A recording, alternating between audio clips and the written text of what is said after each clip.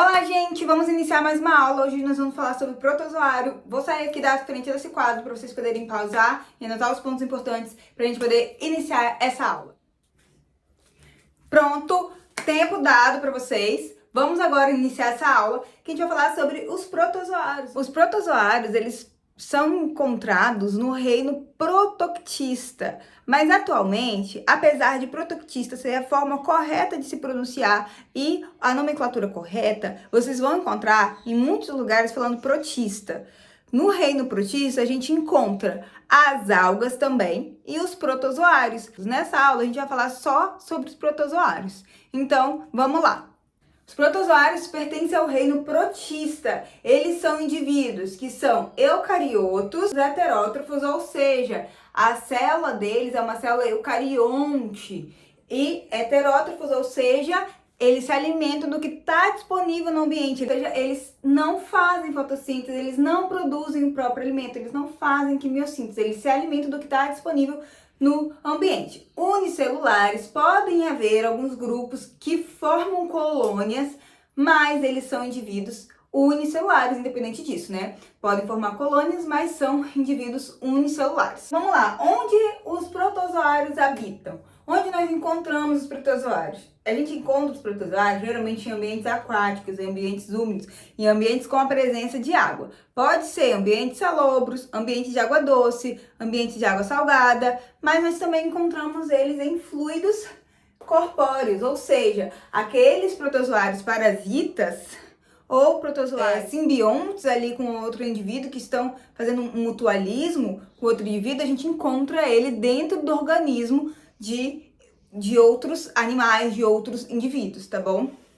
Como eu já disse, eles podem ser parasitas ou de vida livre, eles podem estar ali parasitando o indivíduo, mas nem sempre causando malefícios, né? Existem protozoários que estão ali fazendo algumas relação de mutualismo, como por exemplo com os cupins, que não causa malefício. O cupim, ele se alimenta de quê? De celulose. Mas o cupim consegue digerir a celulose? Não consegue. Então, quem que tá ali quebrando a celulose pro cupim? Protozoários. Então, tem protozoários dentro do cupim.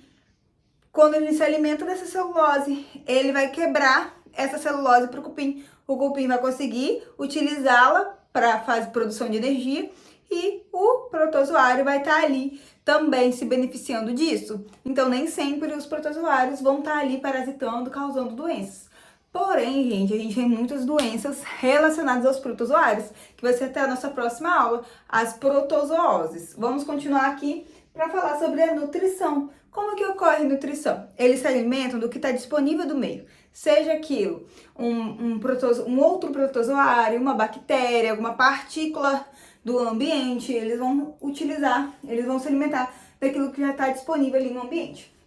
Então, e como é que vai ocorrer essa nutrição? Vai ocorrer através de difusão ou de um transporte ativo, como por exemplo, a gente tem a endocitose. Os protozoários, principalmente os protozoários que têm a forma ameboide, que é até esse exemplo aqui, esse desenho que eu coloquei aqui, que parece uma ameba, eles vão lançar o que a gente chama de pseudópodes. Pseudópodes, essa estrutura aqui. Então, quando eles vão se alimentar, eles estão vendo ali uma partícula, eles vão lançar o pseudópode, que são um prolongamento da membrana, né? Eles conseguem modificar a membrana celular ali, fazer uma evaginação da membrana, eles conseguem prolongar essa membrana, englobar o que eles querem se alimentar, né? Aquela partícula, e aí ele vai trazer para dentro da célula dele. Lembrando que eles são unicelulares, então tudo que eles vão realizar vai ser utilizando a única célula deles, seja digestão, seja produção de qualquer coisa que eles necessitem, seja produção de enzima, seja para se alimentar, para locomover, tudo tem que estar englobado ali naquela única célula deles. Então, eles podem fazer processos de endocitose. Esse processo aqui de endocitose, de lançar pseudópodes, a gente chama de fagocitose. Então, eles fagocitam o alimento deles, tá bom? Desse lado aqui, eu deixei dois exemplos de protozoários. Aqui a gente tem um protozoário ameboide, parecido com uma ameba, né? E aqui a gente tem um protozoário ciliado. Esse protozoário aqui, ele se locomove também utilizando os pseudópodes também utilizando essa evaginação da membrana. Então, ele vai fazendo esse prolongamento da membrana plasmática e consegue se locomover. Esse aqui, ó, ele utiliza cílios para se locomover. Coloquei esses dois exemplos aqui para mostrar para vocês os diferentes tipos de protozoários, mas a gente tem outros tipos que eu vou mostrar agora no próximo quadro, tá bom? Então, vamos lá. Voltamos para a próxima parte da aula. Ainda não vou mostrar todos os protozoários, falta explicar ainda algumas coisas e depois a gente vai ver todos os protozoários e a classificação deles, tá bom? Então vamos lá. Falando um pouco sobre a respiração, como ocorrem as trocas gasosas nesses protozoários? Ela ocorre principalmente por difusão, através da membrana desse protozoário.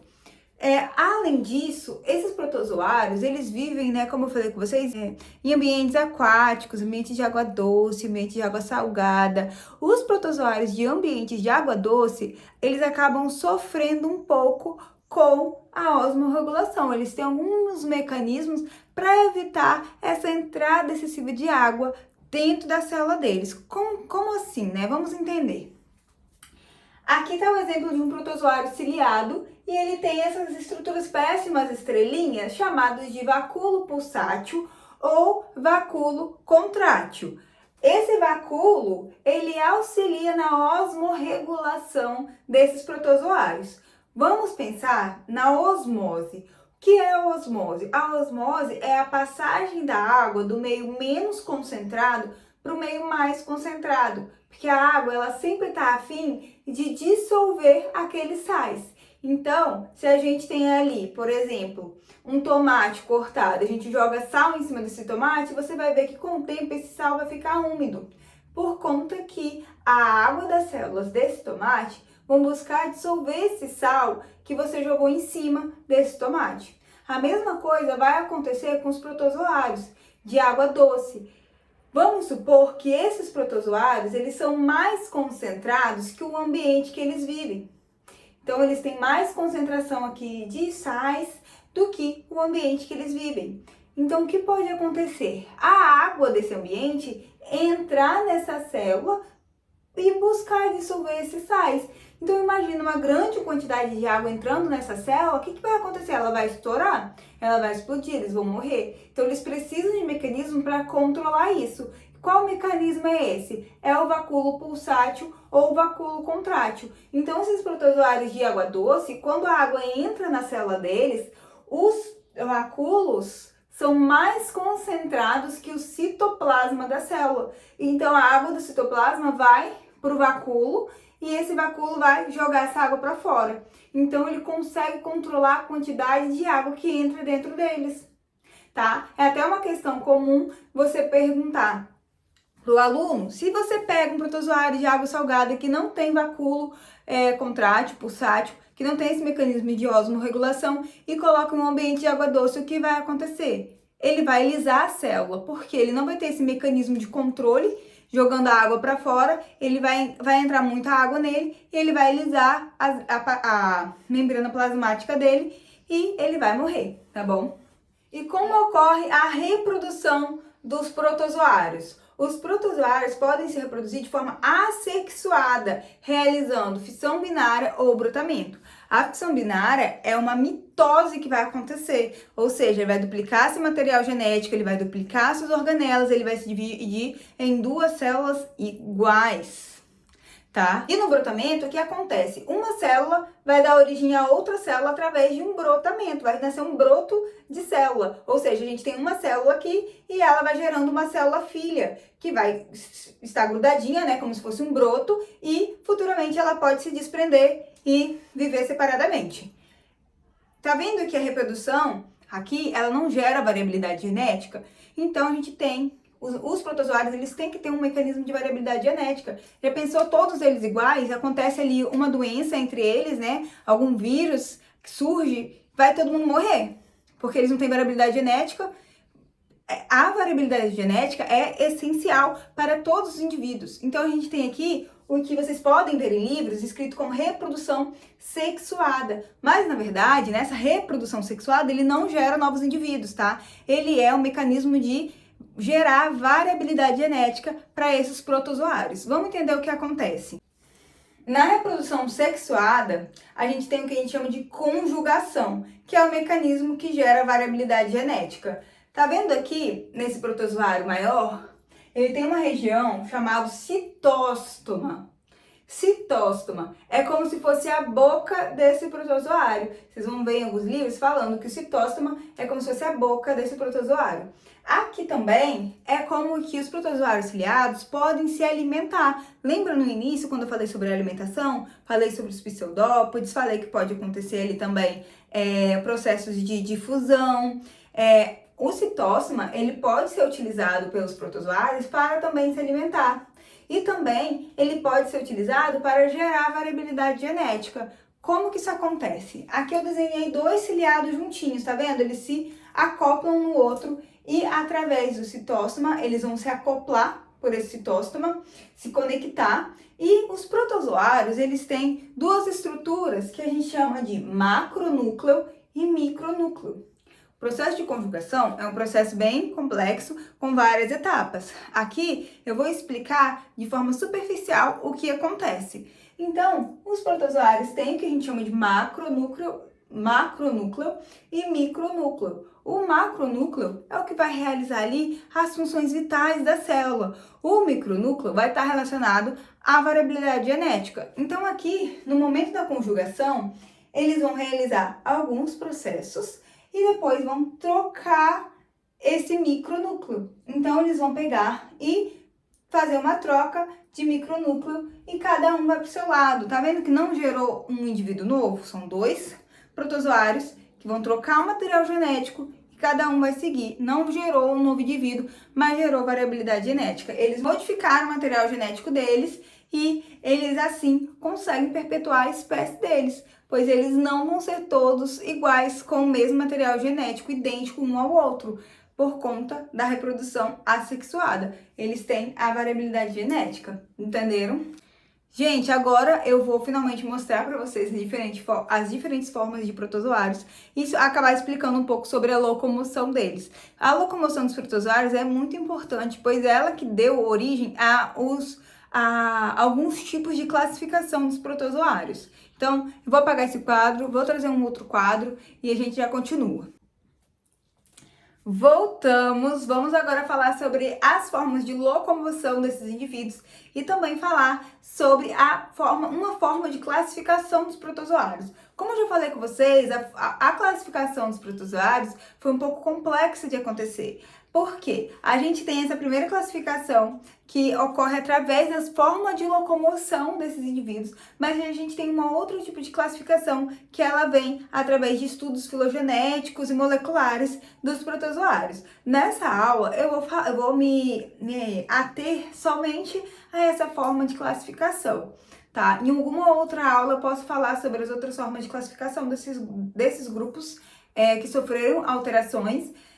Porém, nessa aula a gente vai focar nessa forma de classificação através da estrutura de locomoção dos protozoários. Então, a gente tem 4 tipos principais de locomoção desses protozoários. São elas: a locomoção através dos cílios, tá vendo? Aqui o ciliado novamente. A locomoção através dos cílios dos protozoários.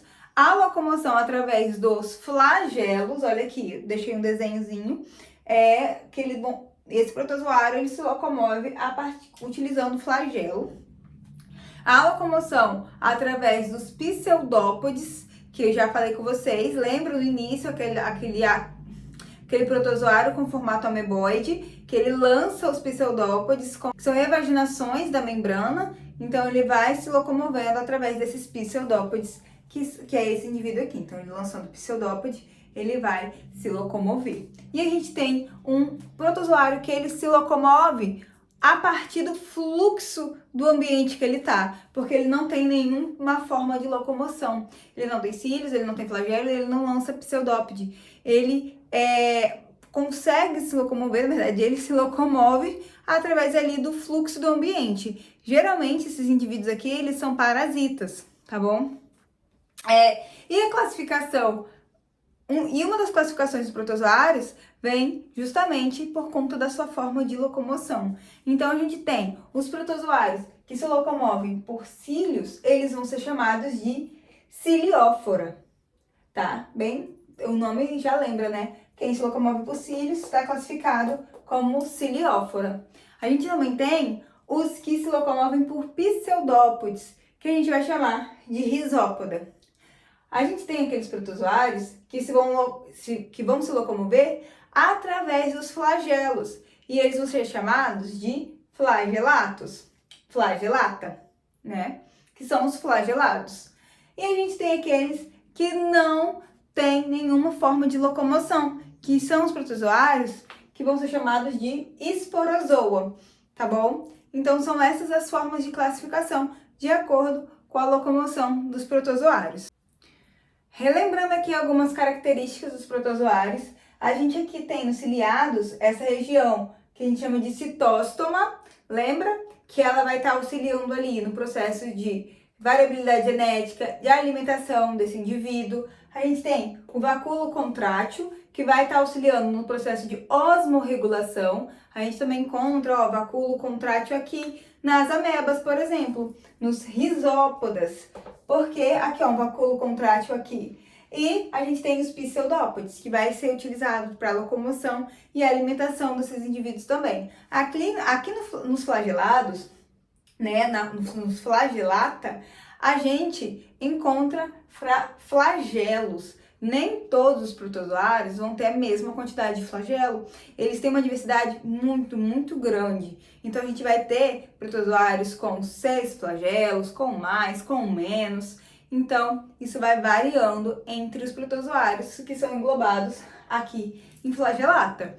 Esses protozoários aqui, eles causam doenças também. Tanto é que esse aqui, que parece um rostinho, sabe? Ele é até bonitinho, né? Isso aqui, na verdade, são os núcleos dele, mas fica parecendo um rostinho, que é a famosa giardia.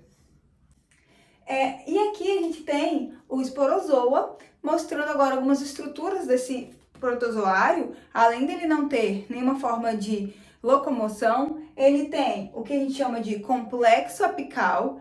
Esse complexo apical, ele vai auxiliar na estrutura do protozoário. Então, daqui vai partir estruturas vão se formar microtúbulos que vão auxiliar na estrutura do protozoário. Além disso, ele tem uma organela chamada apicoplasto, que é uma organela vestigial, uma estrutura vestigial que possui DNA próprio, tá bom? Então, só para caso vocês venham alguma questão falando de complexo apical e apicoplasto, vocês já sabem o que significa essas organelas. Acho que falei de tudo. Essa foi a nossa aula de hoje, então vamos relembrar só o nome dos grupos novamente, da classificação baseada na estrutura de locomoção dos protozoários, tá? Do reino protoctista. Então a gente tem aqui, vou chegar bem pro cantinho para mostrar, a gente tem os ciliófora se locomove através de cílios. E tem os risópoda, vocês podem ver em livros também, falam sarcodina ou risópoda, que são os que se locomovem lançando pseudópodes, flagelata, que são aqueles que se locomovem que são aqueles que se locomovem através dos seus flagelos. Os flagelatos é incomum, mas vocês podem ver um outro nome, chamando eles de mastigófora. Mas é mais comum ver flagelata. E aqui, por último, o esporozoa, que são aqueles que não têm nenhuma forma de locomoção. Então, essa foi a aula de hoje. Eu espero que vocês tenham gostado, que eu tenha tirado as dúvidas de vocês sobre os protozoários. E não deixem de assistir a próxima aula, que vai ser sobre as protozooses. Não esqueçam de curtir esse vídeo, não esqueçam de me seguir no TikTok, Instagram e também de me seguir aqui no YouTube, né? Então, até a próxima aula. Tchau, tchau!